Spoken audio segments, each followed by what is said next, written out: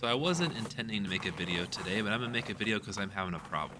So last night was negative 22 degrees outside. I think it's still negative 16 right now. Nice and sunny. I wanted to get the van ready to go on a trip.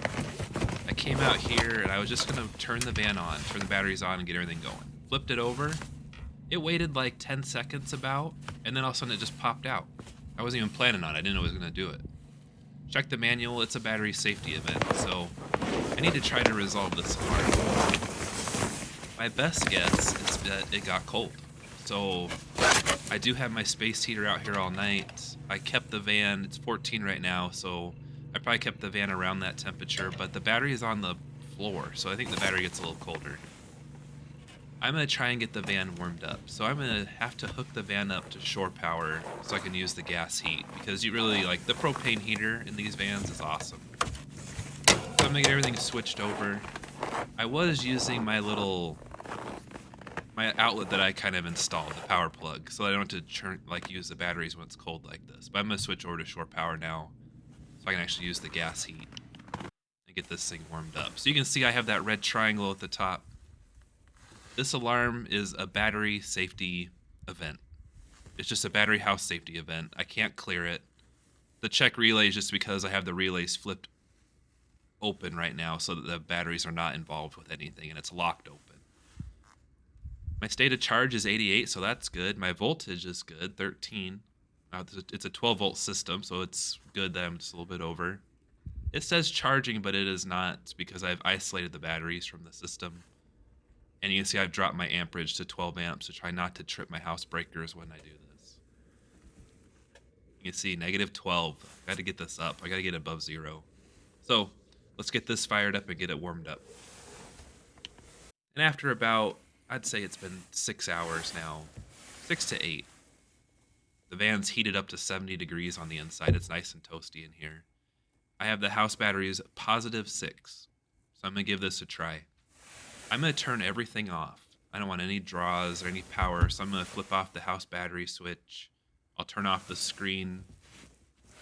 I'll go around to the back. I'm going to turn off the Combi Master, the inverter system too, inverter charger. Everything is off. And I'll give the switch a flip. You can see I've got the back by the battery up to 46. So give this a flip. If everything is good, it'll stay in and it'll stay going.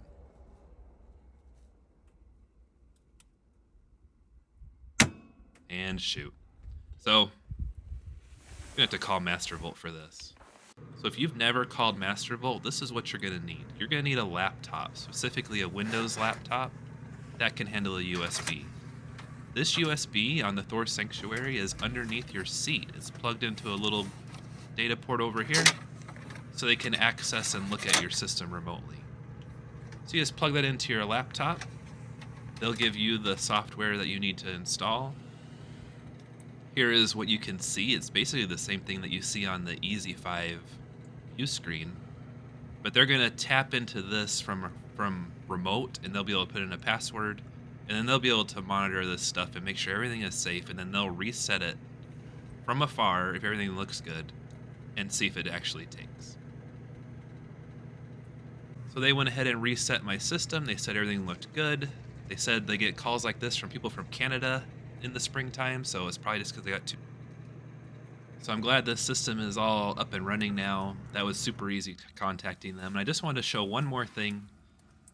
On the Easy 5 screen, if you ever want to edit something, I noticed like they could turn the charger on and off, and I didn't have that on here as an option to actually switch on the charger.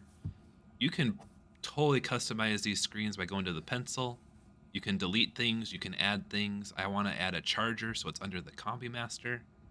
And I will go down and I see the charger and it has a toggle. So I'll select charger and then I'll put the blue check mark.